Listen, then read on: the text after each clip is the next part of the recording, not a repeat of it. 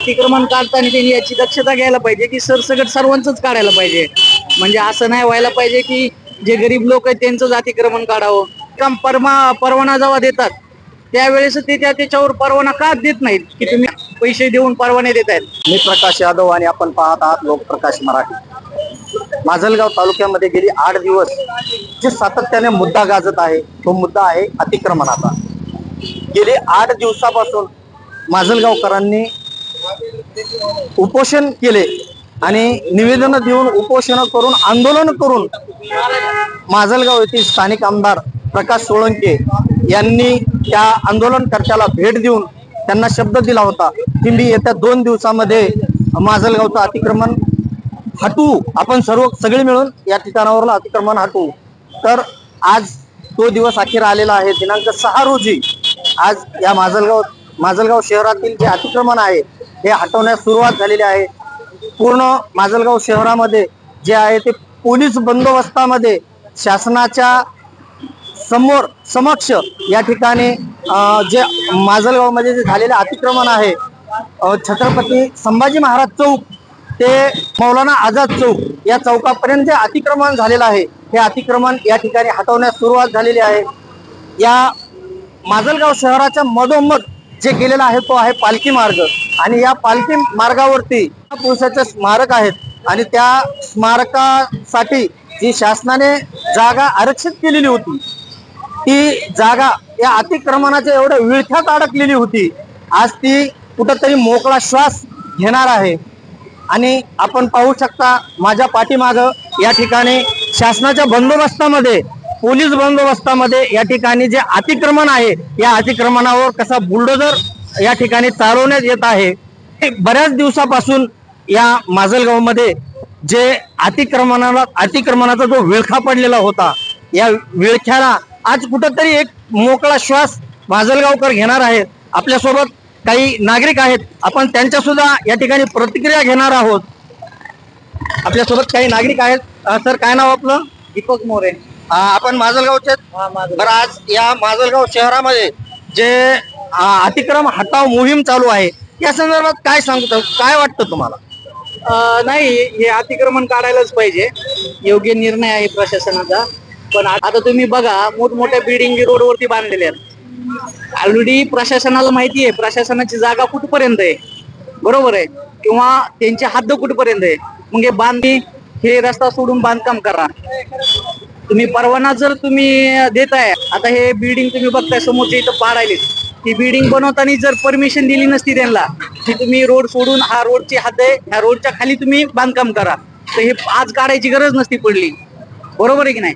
तर हे कुठेतरी प्रशासनाचं चुकतंय म्हणून आज ही कारवाई करावी लागते. आज लोकांनी एवढा खर्च करून बांधकाम केलेत, आता पाडायची वेळ आली तर त्यांचं बी नुकसानच आहे. आता एवढं मोठं आता हे दुकान पाडायचं म्हणलं तर ह्यांचा बी खर्च होतो. स्थानिक लोकांची बी ही भावना आहे की आता आम्हाला तुम्ही जागा कुठे द्याल. आम्ही काल परवा न्यूज मध्ये बघत होतो की जे गाड्यावाले लागतायत, फळ फूड्सवाले विकतायत, त्यांचं म्हणणं असं आहे की आम्हाला जागा द्या. पण जागा प्रशासनानं नियोजन लावायला पाहिजे. जसं बाजार समितीवाले आहेत, किराणा मार्केटवाले आहेत, ते स्थानिक प्रशासनाने त्यांचं नियोजन करायला पाहिजे आणि अतिक्रमण होऊन द्यायला नाही पाहिजे. अतिक्रमण जर झालं तर येणाऱ्या जाणाऱ्यांना खूप त्रास होतो.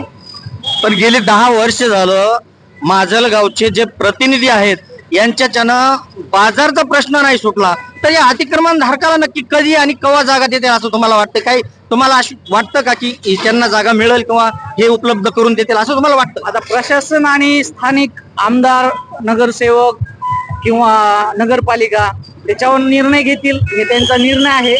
पण खरं एकंदरीत पाहता हे खूप मोठा गंभीर प्रश्न आहे.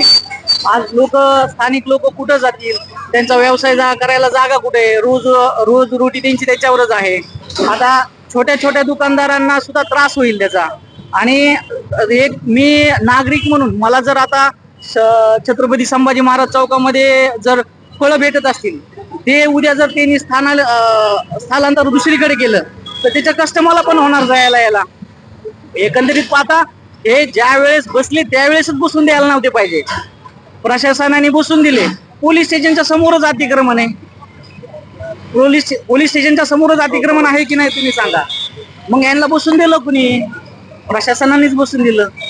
मग त्यावेळेस त्यांच्यावर जर कारवाई केली असती, बसून नसतं दिलं, तर त्यांनी त्यांचे गाळे विकत घेतले असते.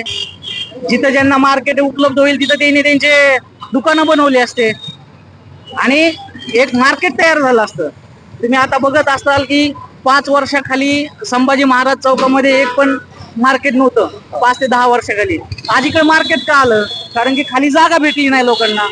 तसंच हे मार्केट पण आणखीन पुढे गेलं असतं ना, आपल्या शहराचा विकास आणखीन झाला असता.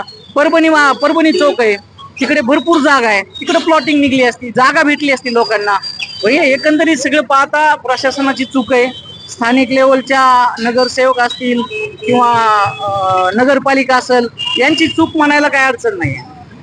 तर या ठिकाणी पाहू शकता आपण जे नागरिक आहेत यांनी संतप्त असं प्रशासनाविरुद्ध या ठिकाणी त्यांनी त्यांची प्रतिक्रिया व्यक्त केलेली आहे की जेणेकरून अगोदरच जर प्रशासनानं सतर्कतेनं हे जे बांधकाम आहेत हे बांधकाम जर अगोदरच रोडवर येऊ दिले नसते, त्यांनी करू दिले नसते आणि ज्यावेळेस नगर परिषद जे प्रशासन आहे यांनी ज्यावेळेस बांधकाम परवाना देत असताना त्यांना पार्किंग, ज्यावेळेस वाहनाची पार्किंगची आहे या पार्किंगची त्यांना लिहून दिलं नसेल का की जेणेकरून तुम्ही तुमच्या बांधकामाच्या अगोदर तुम्ही तुमच्या पार्किंगची व्यवस्था करा. आणि जेणेकरून राहिला प्रश्न छोट्या मोठ्या व्यापाऱ्यांचा, आपण पाहणार आहोत की काही नागरिक आहेत, काही छोटे मोठे व्यापारी आहेत, फळ विक्रेते असतील, भाजीपाला विक्रेते असतील, यांचे काही मुद्दे आहेत, त्यांचा सुद्धा आपण भाग 2 मध्ये पाहणार आहोत की त्यांनी सुद्धा या ठिकाणी उपोषण धरून बसलेले आहेत की आम्हाला कुठंतरी जागा उपलब्ध करून द्या, आम्ही हा व्यवसाय करायचा कुठं. असं अतिक्रमण ही हटाव पोलीस प्रशासनाच्या निगराणीमध्ये होत आहे. कॅमेरामन दर्शन डोंगरेसह मी प्रकाश यादव.